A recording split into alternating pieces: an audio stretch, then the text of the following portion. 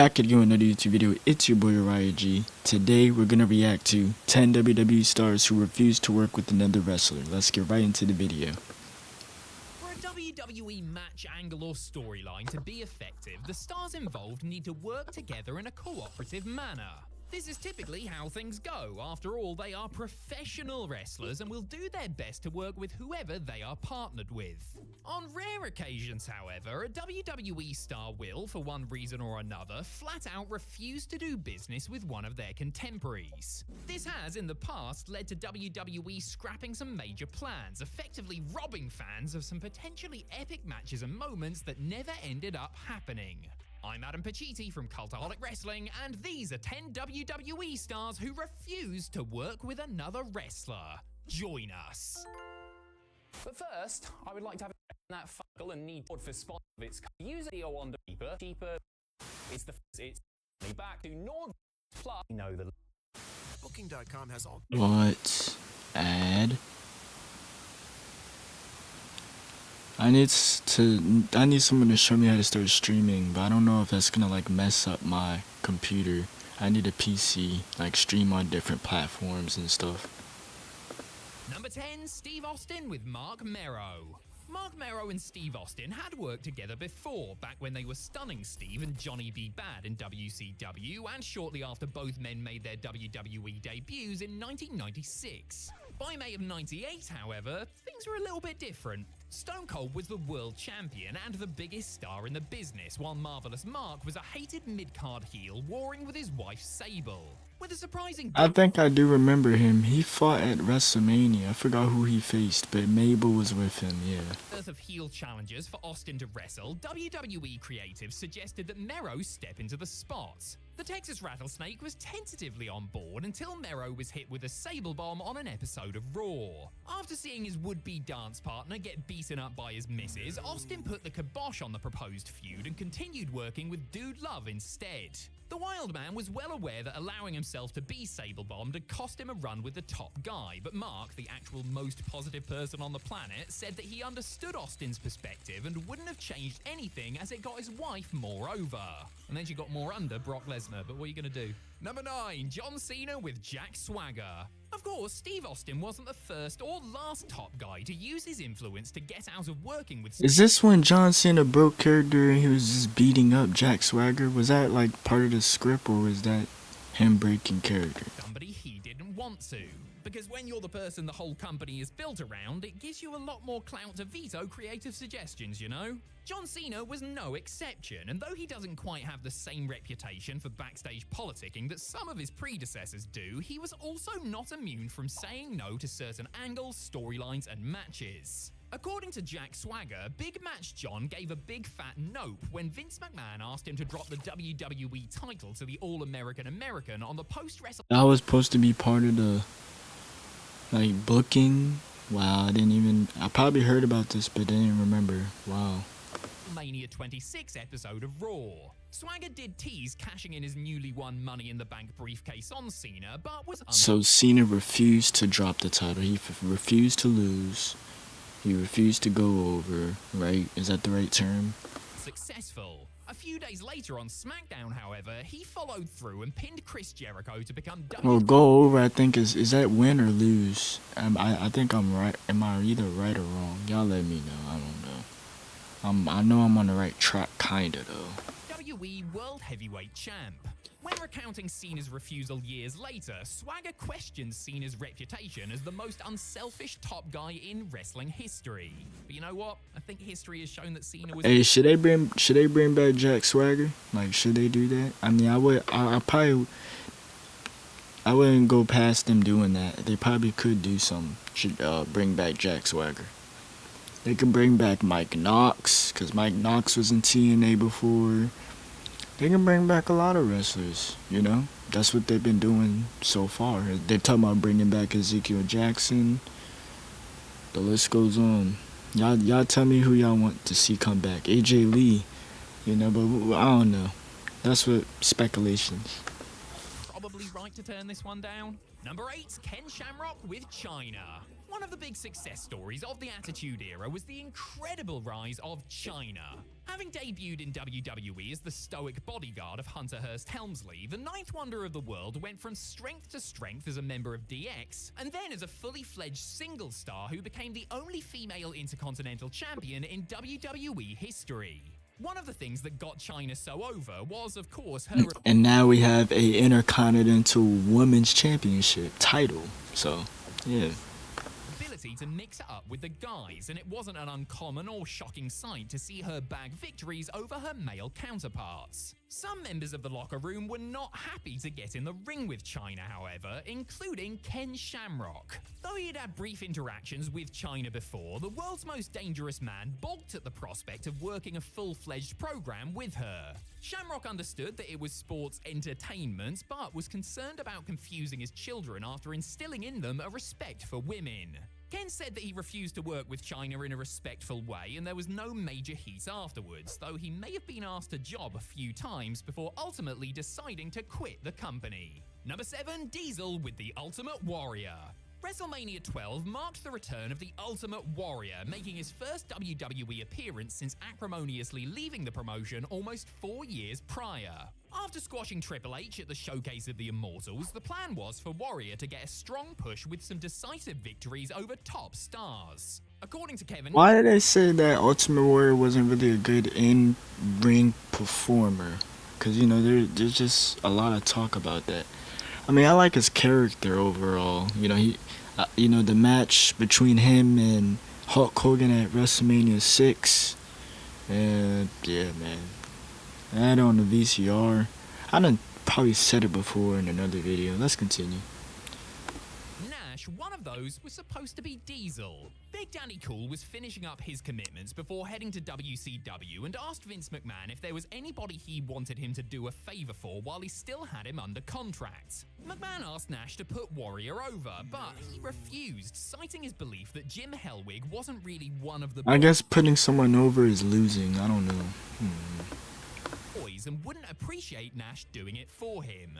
Diesel instead stared at the ceiling for The Undertaker and Shawn Michaels at house shows and lost to the Heartbreak Kid in his last televised appearance. Many years later, Nash and Warrior, which was his actual legal name by that point, beefed after trading insults on social media, which led to Big Kev challenging him to a shoot fight. Number 6, The Rock with Shawn Michaels. This might come as a shock to fans who only know Shawn Michaels as the cuddly, cross-eyed... The Rock and Shawn Michaels can't get along in the ring or work together.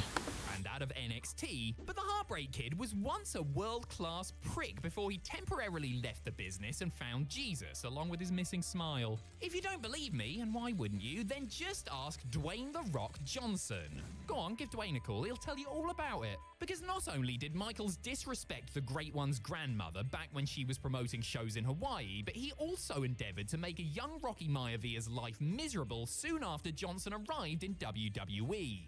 It's well known that Shawn and his D-Generation X running buddy Triple H conspired to make sure the Blue Chipper didn't advance up the card.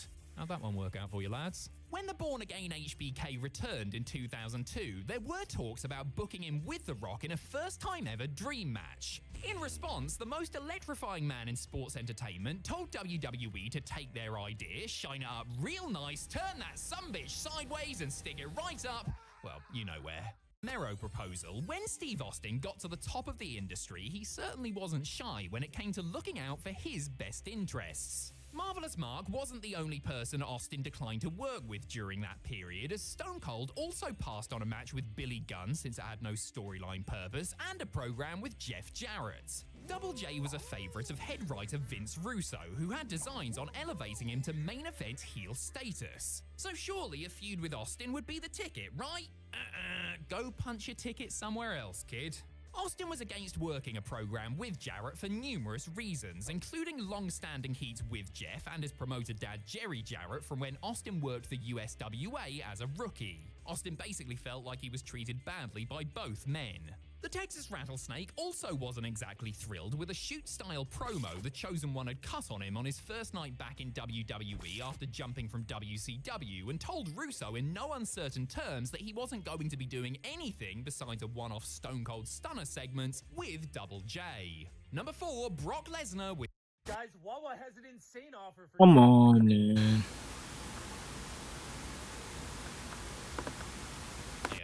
With his part-time, high-paying contract and ability to, by and large, pick and choose who he wanted to work with and when, Brock Lesnar for a long time had the best deal in wrestling. Typically, what Brock wanted, Brock got, using his sway to, for example, have AJ Styles beat Jinder Mahal for the WWE title so that he could work with the Phenomenal One rather than the modern-day Maharaja at Survivor Series 2017. Another WWE star that Lesnar didn't fancy working with was Bray Wyatt. It felt like the next big thing in the Eater of Worlds were on a collision course for WrestleMania 32 back in 2016, but Brock ended up working with Dean Ambrose at the granddaddy of them all. Fast forward 7 years and Lesnar was... Brock Lesnar versus Bray Wyatt, that'd be a good match.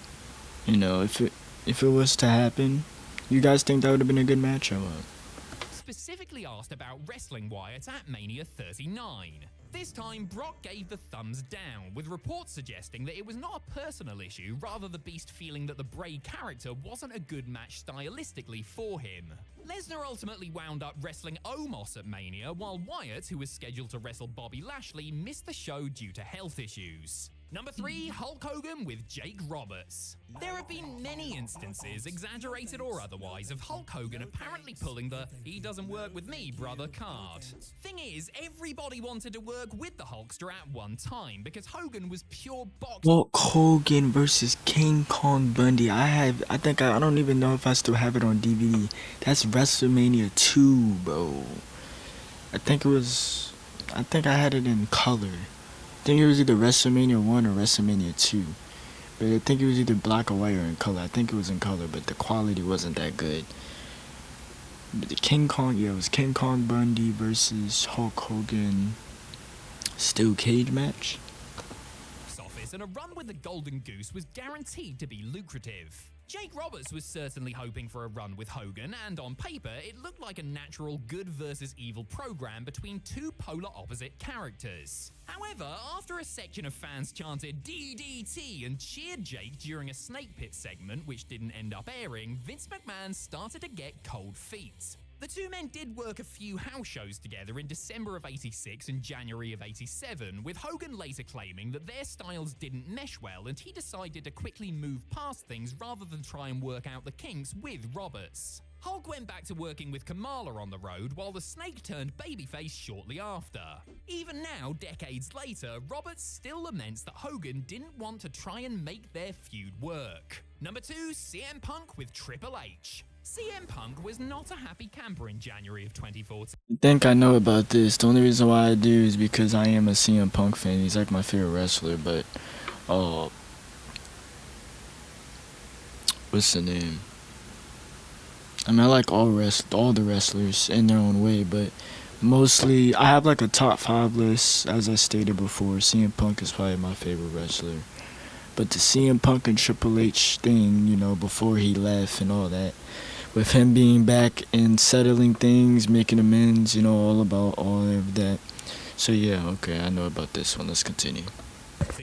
Beat up, burned out, and creatively unsatisfied, to name just 3 of his many grievances, the straight-edge superstar had reached his breaking point, and during a meeting with Vince McMahon and Triple H prior to the January 27th edition of Raw, he passionately outlined the reasons why he was about to walk out. During his tirade, he let the game know that he really didn't want to work with him at WrestleMania as planned. Recounting the scene during his infamous appearance on the Art of Wrestling podcast, Punk claimed that they had plenty of matches through the career, so... Old Triple H, I do not need to wrestle you. You need to wrestle me. I do not want to wrestle you. I seriously resent you for not putting me over 3 years ago when you should have.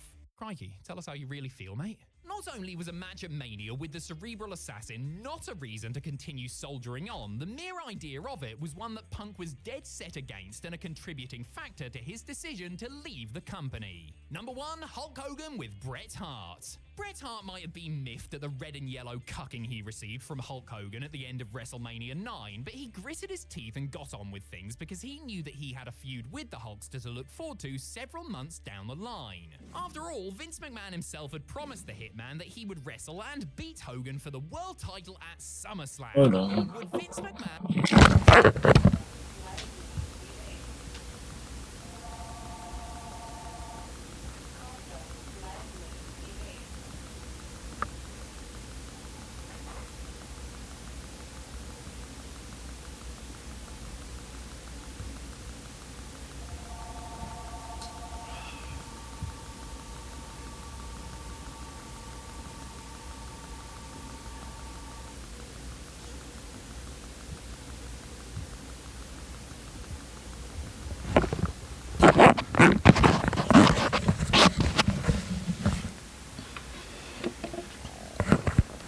My bad, guys. I had to go see the house phone to see who was calling. Let's continue. And ever tell a lie? Yes, the answer is obviously yes. And Hulk Hogan would, of course, pull out his trusty "he doesn't work with me" brother card once again. Because while Bret had been led to believe he would get the belt back by taking down Hogan in the pay-per-view headliner, Terrible Terry balked at the idea of passing the torch to another babyface, especially... I was thinking about getting a Bret Hart hoodie, like the pink, black, like just the colors. It's just the attire and all that is just fire, but let's continue. that was considerably smaller than him. Thus, plans changed and Hogan dropped the world title back to Yokozuna at King of the Ring, a move that enraged the excellence of execution and led to a... King of the Ring is about to be the next pay-per-view too, I think, right? Yeah. long-standing grudge between the two men while eroding Hart's relationship with Vince. Bret, mate, if you feel like McMahon screwed you here, well... Alright, that was 10 WWE stars who refused to work with another wrestler. Tell me what you guys want to see next in the comments down below. I got more videos coming. Stay tuned, subscribe, like, comment, and yeah, Uriah out.